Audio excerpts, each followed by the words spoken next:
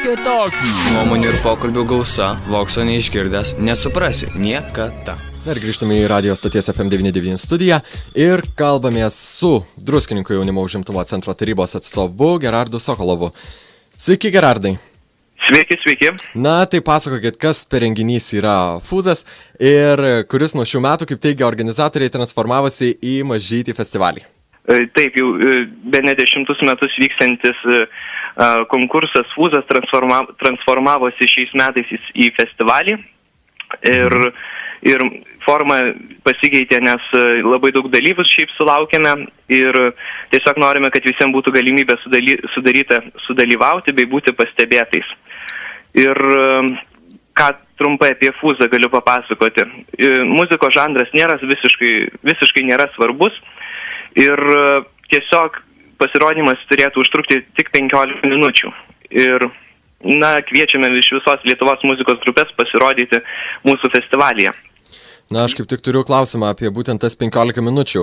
Tai yra išties daug, ar tas pasirodymas 15 minučių trukmės turi būti... Ta prasme, reikia sudainuoti turbūt ne vieną dainą, nes dainos trukmė, nežinau, užtektų 4 minučių rodos, o čia 15. Kodėl tiek daug?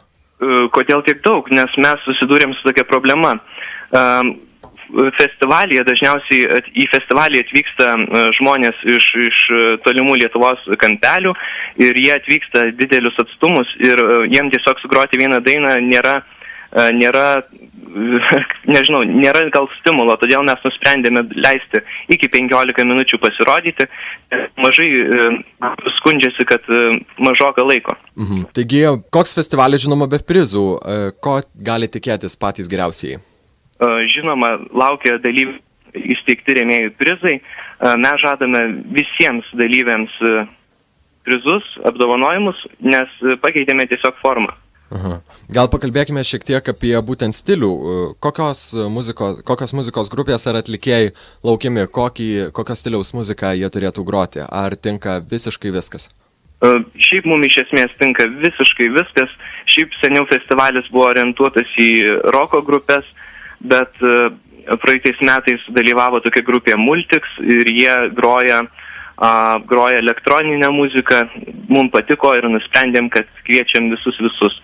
Nereikia nieko bijoti, jokių muzikos stilių. Tai kviečiami visi. O kada bus šis koncertas, kaip suprantu, ar konkursas, kiek jis laiko truks? Nes jeigu, sakykime, yra daug atlikėjų ir kiekvienam skirime po 15 minučių jeigu tai bus vienos dienos koncertas, jis iš ties turėtų užsitęsti labai ilgai. Ar tai vis tik bus kelios dienos?